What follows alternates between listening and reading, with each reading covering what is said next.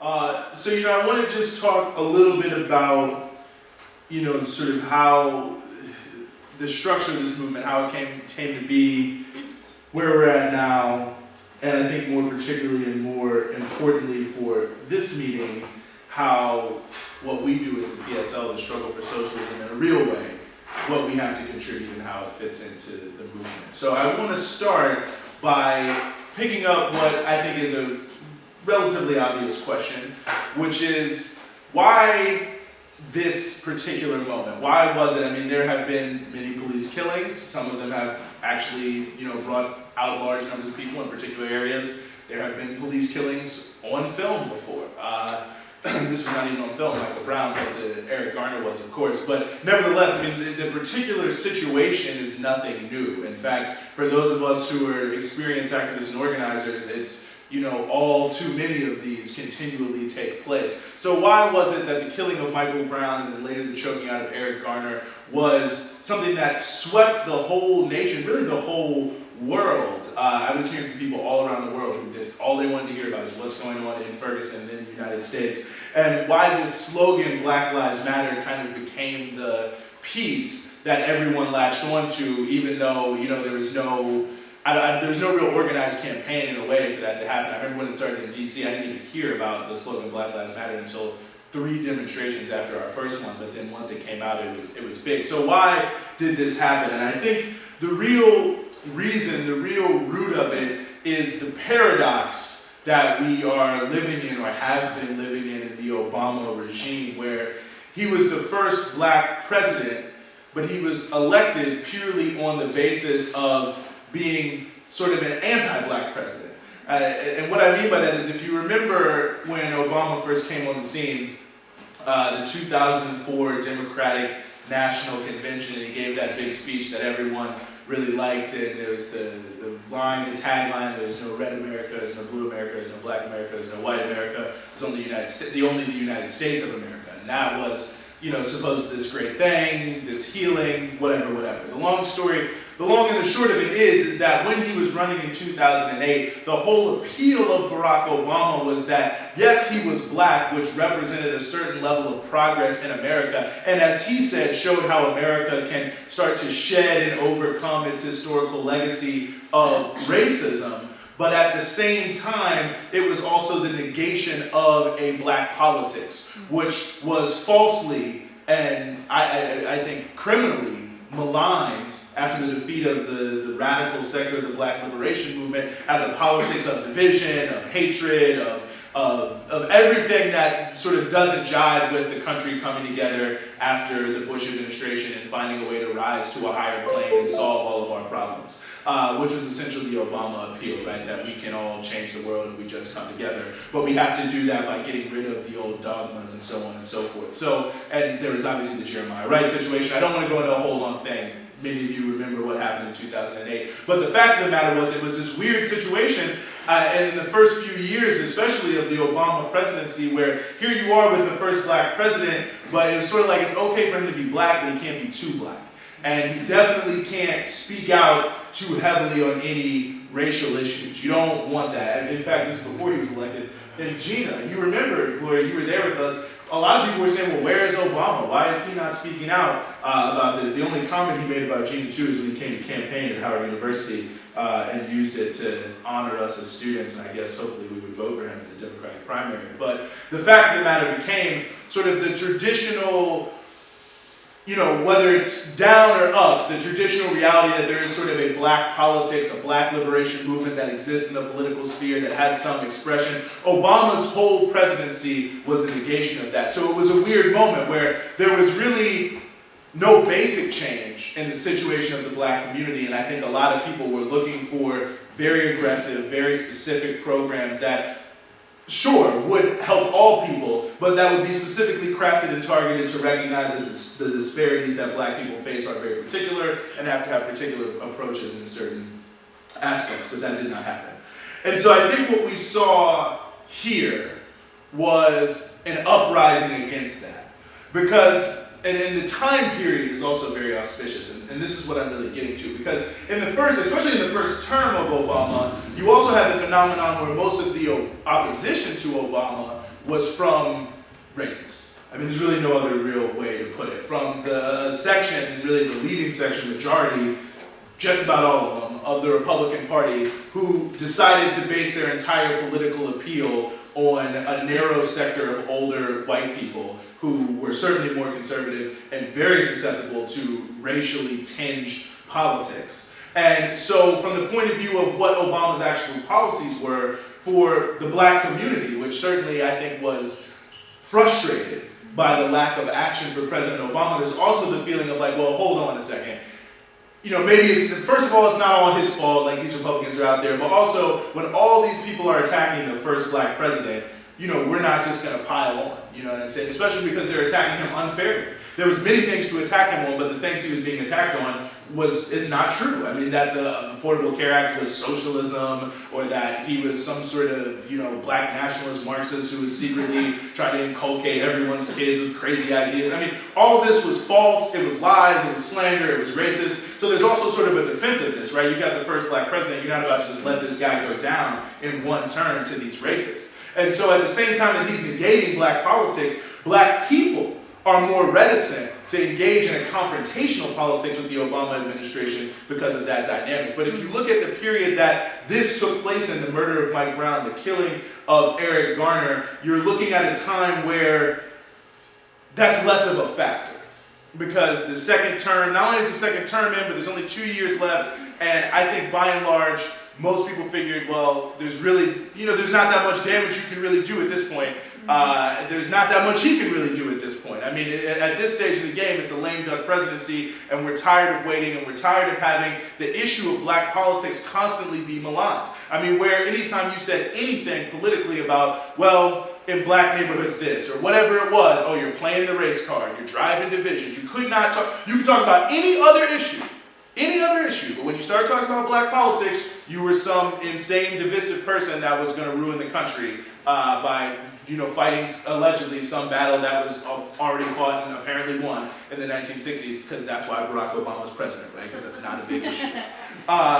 And so now, though, you don't have that same restraint on people to feel like they need to defend the president from racists. So I think that's one big factor. And when you put those two things together, I think almost 2 presidential terms worth of frustration that the first black president did almost nothing that specifically helped black people. Now, you know, I'm sure some Democratic Party person could come down here and like quote me some statistics, but in reality, nothing that had any significant tangible change on, you know, unemployment, the wage situation. I mean, anything you could point to, housing, anything that is sort of, and of course the police, very particular to the black community from the point of view of disparities was not dealt with. You're frustrated with that, and now they're still killing people for no reason in the streets on what's essentially a daily basis, even with the black president. And we've been here for 2 terms, we've been silent, we haven't said anything, and it's, you know, now that's it, it's too late, this is too much,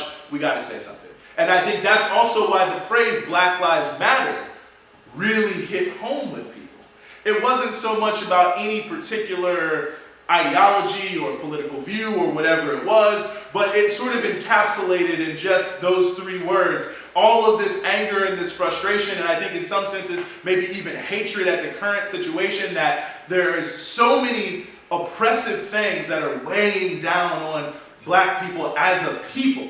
And for almost 12 years, we were basically told that we had to completely ignore them in politics, even in, you know, bourgeois politics. Like, it's one thing to say, like, oh, well, we were just, you know, excluded from sort of the depth of the problem. Like, we were speaking to how big the disparities were, and they didn't want to do things that spoke to that depth, but they would do a little something less. It was like nothing was there. You were completely excluded, and it was like you didn't matter.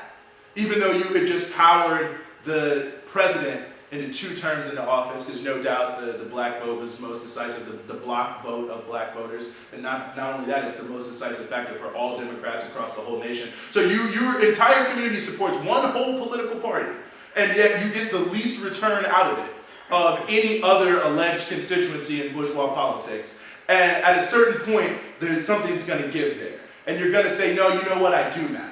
And so when someone came up with the phrase Black Lives Matter, hundreds of thousands of people were like, damn, that's right, black lives do matter. And that's why this is so important. And I think that ultimately it became about more than police brutality, it became more about police killings, it became just a straight up uprising against racism.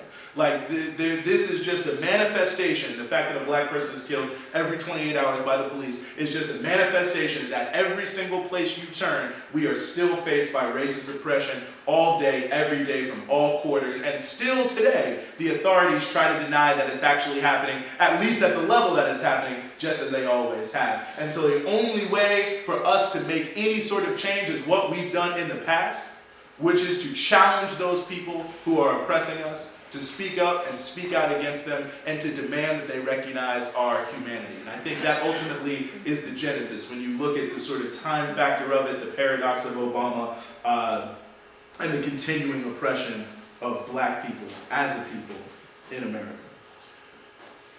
So the question then, I think, is where exactly are we now?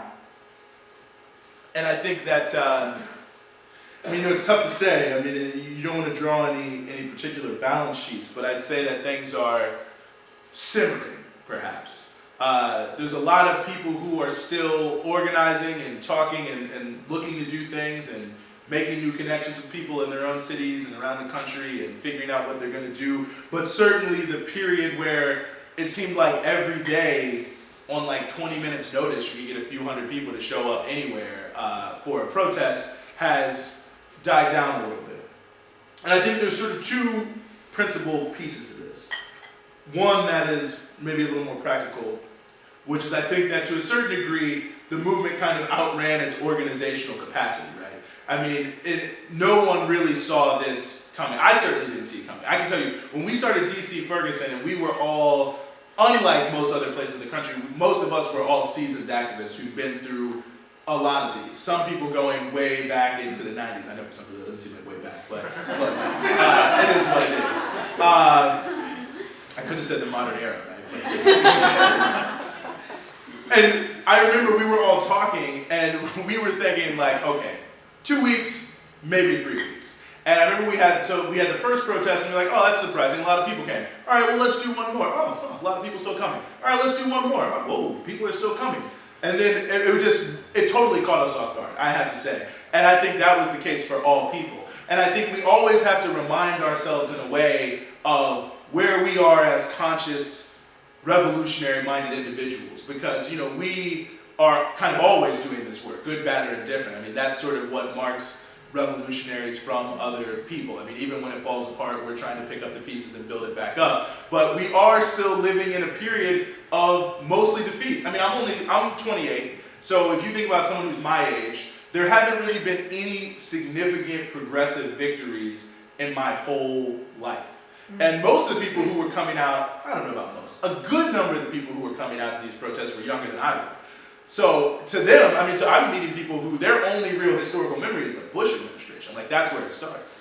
And so you've got, the defeat of the revolutionary movements in the 70s. You've got the right-wing rollback, 30, 40 years just pounding away at all progressive and working class movements, organizations, institutions. So ultimately, those of us, however valiant we may be, we're still sort of in that rebuilding phase. And that's a lot of what we do on a daily basis, right? Is that we try to build institutions, organizations, educational capacity, activist and organizer skills and training so that we know what to do in situations like this. Bringing in a whole new generation of people who are coming, people who are my age, who are a little bit younger, who are learning from those who were around in the 60s and the 70s, even the 80s, even the 90s, to take that and to learn new things. And so at a certain point, people are rising up, and we're with it. Sometimes we're leading it, but it's not really organized by us. It's organized by the anger in the streets. And at a certain point, that has to be captured and it has to be directed, but that can't be done in a false way. Like, I can't just say like, oh, I'm now the leader of this movement, so I'm going to determine like what all you people do. People have to want to organize because they have to feel like they have to have the confidence and the strength in themselves that they can go forward as long as they're able to devise ways to do so. They have to respect you as an individual, as an organization. They have to connect individuals from organizations who might be good leaders to organizations. I mean, there's all sorts of different aspects of it that we didn't really have. So that was one piece, but I don't know if that was the decisive piece in a way. I think the decisive piece, and it speaks a little bit to what I just said about people having the confidence that they can succeed, is that, and I've always felt this way about police brutality, and I think a lot of people here would maybe agree with me, those are some of the hardest movements to maintain. They kind of burn the hottest, but they flash out the quickest. And I think the reason for that is it touches on a much more central nerve for capitalism than a lot of reform struggles, right? I mean, when you're talking about the rent is too damn high, it's a fix that landlords will resist, but it's one that's relatively easy, right? Like, we can find a way for people who are angry about rents to like tamp that down, and so people know if they struggle they can win. I mean, you can think of a lot of different things like this, but the police is much more central, because the police is the military arm, more or less, of the state in America. And so you can't just start making changes to the police however you want, however mad people may get, because the reality of the police is so central to the capitalist state. And to take it back to housing, I always say to people, what is it that, most hotels are about like 1/3 full every day. So what is it that stops homeless people from going into hotels or empty homes or, empty lots that are owned by private individuals and living there? The cops. When workers are on strike and there's an injunction, who enforces the injunction to stop them from picketing? The cops. When some, BS law gets passed that we all think is stupid, but it's a law and it's, terrorizing Black and Latino youth, who enforces that law? The cops. I mean, the cops are the most central element to maintain the power of the capitalist state. I mean, at the end of the day, why do you follow any law? Because you don't want to get arrested, beaten, or killed. And so the laws, the rule of law, is the most central element to capitalism. I mean, they don't want to have to rule by, there's the Lenin quote, right, that democracy is the best possible shell for capitalism. It's not ideal to have to rule through concentration camps and terror squads. It's easier to rule if you can get people to basically buy into the system. And if you can get them to basically buy into it just enough so that they fear, what would happen if they move past it in a lot of different ways, then you're able to maintain that stability of the system, and the stability is obviously key to the perpetuation of the system. And so ultimately, when you're making demands in police brutality struggles, even though they seem very simple and very easy, they actually are extremely difficult. I mean, people say that they want more accountability for the police from the community. That seems like it should be something that is very simple, right? That doesn't seem complicated, it doesn't seem strange. It actually seems like it would make a lot of sense for people who live in a particular municipality to be able to determine what is acceptable and unacceptable by the police. But then, a lot of the stuff that the police do would be found totally unacceptable. I mean, how many times have you walked around and been like, man, the cop is harassing someone, you're just like, oh, I would hate, they shouldn't be able to do that. Or like, we just used the example of homeless people. I mean, I think the average person, if I just said to them, I have an empty house, completely empty, it's going to be empty for the next 8 months, and I have a homeless family, they need a place to live. Do you think they should live in that empty house? And with just that, I bet you 99% of people would say, yes, I agree with that. Now, when you start introducing little caveats, whatever, but just that, most people would agree with that.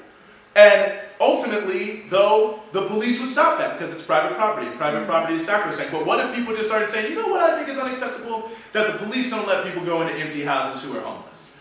You know what I think is unacceptable? That hotels are just, letting homeless people live on the streets. You know what I really don't like is that it's illegal to sleep in your car, or it's illegal to distribute food in a public park. I don't like any of these things. Then all of a sudden, this key institution that maintains order in the capitalist state for this tiny elite of people who are, amassing huge amounts of wealth while everyone else is either impoverished or being forced into poverty on a daily basis, that's a problem for them. That's a key problem. So even the most basic demands are very difficult, and thus they have to offer up a lot of resistance, which I think makes it seem to people like it's more difficult to win. Like, we went out and we protested, for, this is hypothetically, 6 straight months, we shut down highways, we took stuff over, we did die-ins, we're on every news outlet. It's obviously the biggest media story in the whole world. this movement that rose up in the wake of Ferguson, and yet not one significant piece of legislation has come out of Congress or really any state or local legislature to deal with this. And the one in Congress that came up, which was Hank Johnson's demilitarized police bill, was dead on arrival when it got to Congress. No chance. And so despite all of this that's happening, and it's, I mean, so huge, so momentous, literally everyone is talking about it. I don't think I've ever been involved in something where the tiniest rumor of something happening, like 12 news agencies would call me, and they would be like, oh, is there a protest happening? Is it happening? And I heard there's a protest happening in 20 minutes on U Street and that, and I'm just like, well, I don't know anything about that. And honestly, there might have been one happening in U Street in 20 minutes, because I don't even know everything that's happening, because thousands of people in DC are just organizing actions. And it's fantastic. Like, I don't even know. I can't even keep track of it. I wouldn't if I mean, if I could, maybe I would, but I just like that it's happening. And despite all of that, not one piece of tangible legislation came through at all. And I think that it's a big factor. And it's something that stands in the way of people, because it's like, man, I feel like we should have got at least a little something. Like a little bit more than just, you know, some nice words from Eric Holder or whatever. Like, some piece of something to do something about this. And so I would say that's kind of why we're in the situation we're in now. And I think it's not that different from a lot of these cases that have happened many times before and that many people have experience with. So I guess the real question is, what can we do? I think explicitly as socialists, but in general, in a situation like this. And you know, on the one hand, there's only but so much we can do, right? I mean, I think that, you know, we cannot divine what's going to happen next. I mean, anything could happen next. I was on a conference call just yesterday with a bunch of these, you know, liberal national civil rights groups about a killing that happened in DC, and they're like, oh, this is going to be the next big thing, and this is going to explode the movement. Who knows? Maybe it will, maybe it won't. But it's that explosive where, you know, things are simmering, but there's a lot of people who are activated, who are ready to do something still. So something could happen that could blow it up. I don't know. Maybe it will, maybe it won't. We'll see. Let's hope. But I do think that from our point of view, and especially for the people who we're talking to now on a regular basis, who were politicized by this movement, or at the very least, you know, reactivated or whatever it may be by what happened here, there's some basic points that I think we need to add. And I think there's one thing that we can do that is paramount. Because we have to learn from this. Because, look, every 28 hours, a black person is killed by a police officer, security guard, or a vigilante. So absolutely, this isn't going to be the last time. It could be this year, it could be 2 years from now. You know, we could go down the list of a lot of names who were brutally murdered by the police, where there were not as significant but big movements. So it's going to happen again. So we have to learn, and for the new activists, we have to start to teach them and start to look for what the lessons could be. And the number one lesson, I think, and this is very much related to what I was saying about the state, is that this is not really a struggle for reform. Because ultimately, if we're saying that the police are such a central institution to the state, it's a struggle for power. Because we're confronting a group of people who are using this institution for institutional purposes, in order to, and so we can't just change it. We can't just tweak it. They're not going to allow us to. We've seen that over and over and over and over again. I mean, that's why there's complete impunity for police officers who kill people. They were just telling me earlier today, the police officers who killed Alex Nieto fired 59 shots. Nothing. And so ultimately there's complete impunity. So we know that they're not going to do anything more than put body cameras on you, which ultimately is just an extension of this NSA surveillance state. That's certainly not going to stop anyone from getting killed, but it's certainly going to make it easier for them to track you walking down the street. They're not going to do anything significant. So if you want change, you have to go to the levers of power. You have to go to the root of who controls the police at the end of the day, and you have to go directly up against them. And I think ultimately that leads to another important conclusion, which is what is power, who is power, and I think another thing that maybe 100% of people would agree with if you said this, is that if you look at, so politicians control the police, right? So the first thing people always say is like, oh, well, go to your mayor or your city council and try to get them to do X, Y, Z. But who controls the politicians? I think everyone would agree rich people control politicians. Big money controls politicians. Even people who don't have a problem with that will generally admit that, yes, big money controls politicians. And 9 times out of 10, the person with the most money wins an election, or at the very least, only someone who has a lot of money can win an election. So, just moving down the line here, you know, okay, allegedly the politicians control the police, rich people control the politicians, and so ultimately you have a tiny cabal, if you will, really I guess a class, although it's such a, even sometimes fractions of them, they don't always act in the same way, that controls everything, right? All the big corporations, all the politicians, and the big corporations include the media. So you got the police, the courts, the media, all the people who make all the stuff that you have to buy every single day, and the people who make the stuff that you don't want to buy but that other people you know buy. The people who you got to go to get a job if you want to work. Tiny group of people. What was it that like 85 people or something controlled like all the wealth, had more than wealth than the other half, 50% of the people in the world. And so it's a struggle for power against the people who hold power, which is a tiny group of individuals who should be properly named capitalists, who are a class that runs society that you are struggling against. That's just a basic point. Those are just basic points. But it speaks exactly to the frustration that people feel on a day-to-day basis when it's like, I protested for 25 straight days and I got interviewed by every news outlet, national and local, and I couldn't get any change from the mayor. Like, why? Because of the role the police play from a power standpoint. And so if you're struggling for power, you're struggling against their bosses at the end of the day, and you have to struggle to win. So by that basic point, where you actually haven't even said anything about socialism, what you've done is reframe the movement, and I think that is what's absolutely critical to succeed in the future, whatever it may be, whether it's something big next week or in a year or whatever. For the people who have been involved and who are going to stay involved, I think that's the most important thing to recognize, is that these individual struggles against the police are ultimately not going to add up to very much if they're only struggles for, you know, community control or whatever it is, because this isn't a regular reform movement. This is a movement where you're directly confronting the key nerve of the capitalist state, the key role that preserves their order in our society. And the only way to remove that behavior and that institution is to be the people in charge of society and to say these things should be done a completely different way. It's the only way it can be done. And that ultimately, from the point of view of activists, whatever we may do and whatever we may say, because this is the course of the struggle, you've got to say different things. You've got to demand different pieces. And I think it's fine to demand certain things, even if you know they won't be met, because ultimately, them not being met serves a purpose too. Because it helps show that what you're saying is true. Because you can say whatever you want and people don't have to believe you. But to the extent they say, oh, let's have a police review board with the right to fire, and there isn't one in this whole country, and you'll never get one, then everything I just said about the role of the police and the state and their inability to make reforms will then be true.